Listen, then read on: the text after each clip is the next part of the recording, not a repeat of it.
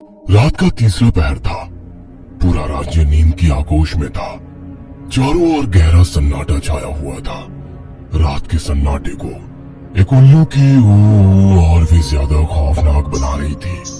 महारानी रुक्मणी की पायल उस सन्नाटे का सीना चीरती छन्न छन्न कर रही थी। रुक्मणी अपनी सूझ बूझ खोए हुए पलकों को बिना झपकाए एक भूत की भांति महल की ओर बढ़ रही थी। उसका मुंह खून से सना हुआ था और हाथों से रक्त टपक रहा था।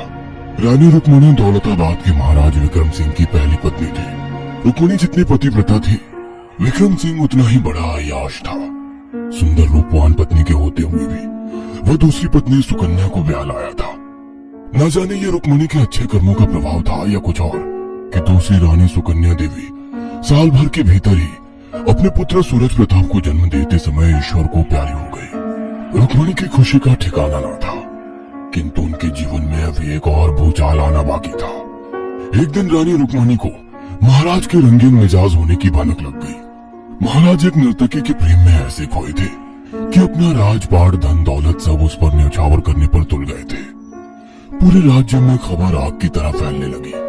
महारानी किसी भी हाल में दूसरी बार अपने राज्य और महाराज को खोना नहीं चाहती थी। इस नर्तकी से छुटकारा पाने के लिए रुक्मणी को साम दाम दंड भेद किसी से परहेज नहीं था, किंतु वो कुछ ऐसा करना चाहते थे कि नर्तकी को उसके अंजाम तक भी पहुंचा दे और उस पर कोई आंच भी न आने पाए। एक दिन रुक्मणी ने आधी रात गए गुप्तचर भेजकर एक तांत्रिका को बुलवाया।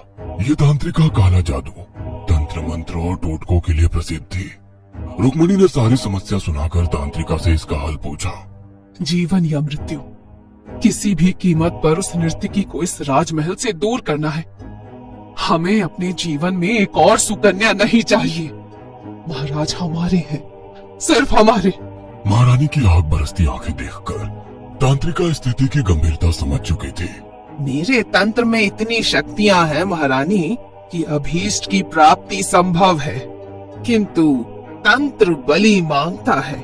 बोलो, दे सकोगी? कर पाओगी इस परीक्षा को पार? जो तुम कर सकी तो मैं तुम्हें वो काली शक्तियां दूंगी कि तुम्हारे जीवन की हर विपदा टल जाएगी। महाराज के लिए मैं किसी का भी रक्त बहाने से पीछे नहीं हटूंगी। कहो, क्या परीक्षा है? किसी का भी रक्त बहाना आसान है महारानी। अपना राजवंशी खून बहा सको तो बात बने। तांत्रिका की बात सुनकर रुक्मणी एक पल को ठिठक जाती है। तुम कहना क्या चाहती हो? घबरा गई क्या महारानी?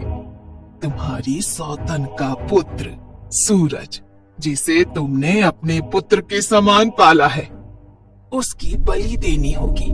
काली शक्तियों को प्रसन्न करने के लिए इतना तो करना ही होगा। इतना मत सोच महारानी, वो बच्चा भी तो महाराज की अय्याशी की ही देन है।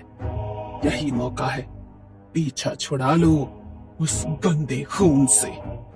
इतना कहकर तांत्रिका लौट जाती है। 2 दिन बाद अमावस्या की गहरी रात में रुक्मणी शिशु सूरज प्रताप को आंचल में छिपाए तांत्रिका के बताए स्थान पर पहुंच गई थी। तांत्रिका ने पहले ही विधि संपन्न करने की तैयारी की हुई थी। रुक्मणी के हाथों उसने यज्ञ प्रज्वलित करवाया और तंत्र मंत्र की विधि शुरू कर दी। तांत्रिका आंखें बंद करके अपना सर गोल गोल घुमाने लगी। एकाएक कुत्तों के रोने की भयानक आवाजें आने लगी। लगता था मानो 50 कुत्ते एक साथ रो रहे हो। यज्ञ से उठता धुआं, तांत्रिका के मुंह से निकलते मंत्र और कुत्तों के रोने की आवाजें, यह सब इतना भयानक था कि किसी भी सामान्य व्यक्ति की डर से घेंकी बंध जाए।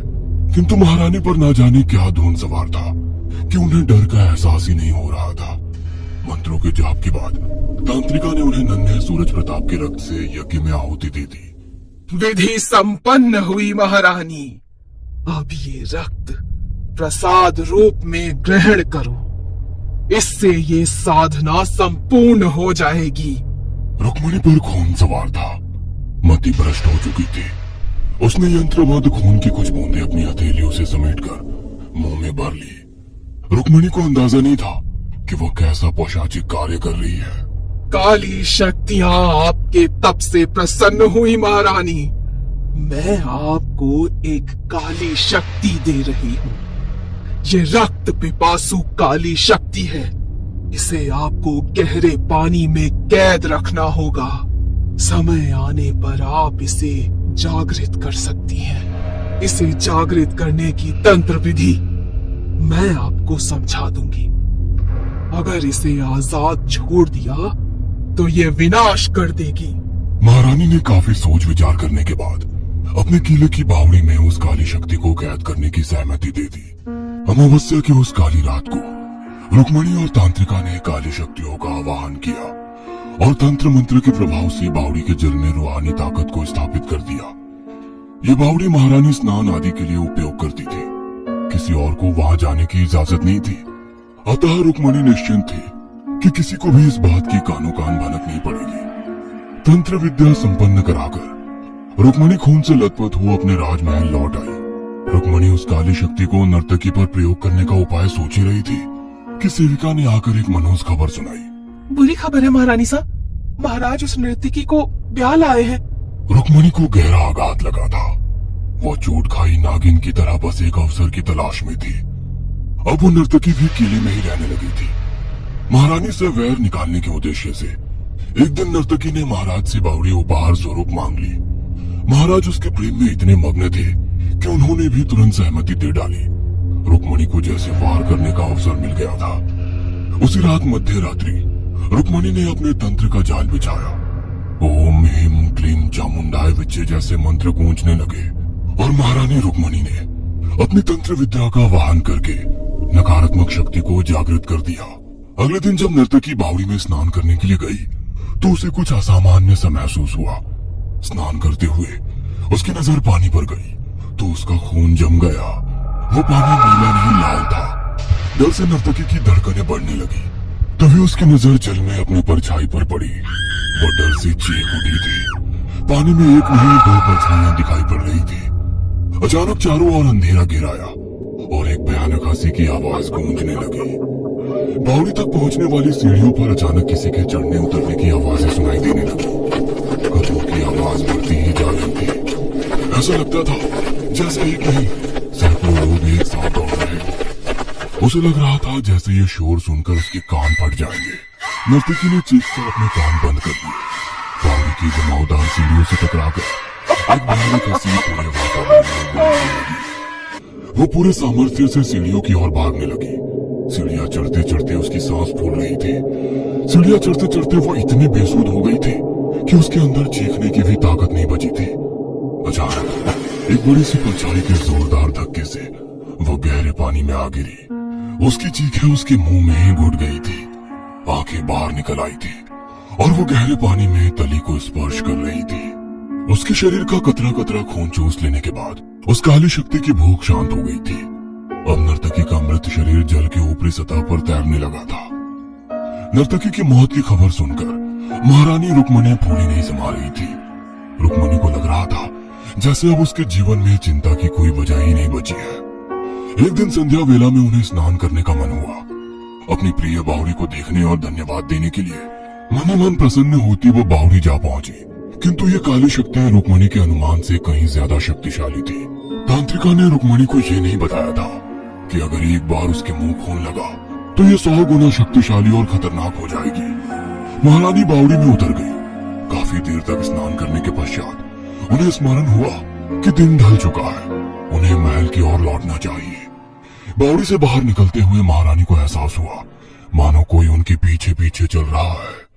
महारानी ने घबराकर पीछे देखा तो सीढ़ियों पर कदमों के खून से बने निशान देखकर रुक्मणी पसीने से तरबतर हो गई। किसी तरह सूखते कंठ के साथ तेज कदमों से वो महल पहुंची। जल्दबाजी में उसने अपने वस्त्र भी बेतरतीब पहन रखे थे। उस रात रुक्मणी की आंखों से नींद कोसों दूर थी। रह रहकर बावड़ी का ख्याल उसे विचलित कर रहा था। हर छोटी से छोटी आहट पर वो चौंक उठती। इसी तरह आधी रात बीत गई। मध्य रात्रि महाराज का आगमन हुआ तो रुक्मणी कुछ संभल कर बैठ गई। महाराज का स्पर्श पाते ही रुक्मणी की आंखें क्रोध से लाल हो गई। अचानक ही उसका रूप बदलने लगा और रुक्मणी में नर्तकी की झलक दिखाई देने लगी। उसकी आंखों से खून टपकने लगा। वो क्रोध से बुर्रा रही थी। रुक्मणी को ऐसे रूप में देखकर महाराज सकपका गए। मुझे मौत का उपहार देने के बाद अब तू रानी के साथ प्रेमालाप कर रहा है। नीच इंसान, मेरे जाते ही तुझे अपनी पत्नी याद आ गई। मेरे साथ जीने मरने के वादे किए थे ना तूने। मेरे साथ जाएगा मेरी बावड़ी में। उसे बहुत प्यास लगी है। तुम दोनों के रक्त से वो अपनी प्यास बुझाएगी। उसके बाद बावड़ी के शीतल जल में हम दोनों सदा साथ रहेंगे। चलेगा ना मेरे साथ? रानी की आंखें पलट चुकी थी, पैर भी उलट गए थे। वो इतनी भयानक लग रही थी कि विक्रम की चीख भी मुंह से बाहर नहीं निकल पा रही थी। मेरे साथ तो तुझे चलना ही पड़ेगा। और ये तेरी महारानी, इसे इसके किए की सजा भी तो देनी है। इतना कहकर रुक्मणी अट्टहास करने लगी और विक्रम सिंह को गर्दन से पकड़कर घसीटते हुए बावड़ी में ले जाती है। उस रात विक्रम सिंह और रुक्मणी की चीखों से पूरा राजमहल हिल जाता है। अगली सुबह बावड़ी में रुक्मणी और विक्रम सिंह के शत विशत शव बरामद हुए। उन दोनों के शरीर बिल्कुल नीले पड़ चुके थे, मानो शरीर का एक एक खून चूस लिया गया हो। उनके शरीर को देखकर लगता था जैसे कि किसी ने एक एक अंग को नोच खाया हो। उस दिन के बाद दौलताबाद के किले में कुछ भी शोभ नहीं हुआ। धीरे धीरे मनुष्यत ऐसी हावी हुई कि पूरे राज्य का सर्वनाश हो गया।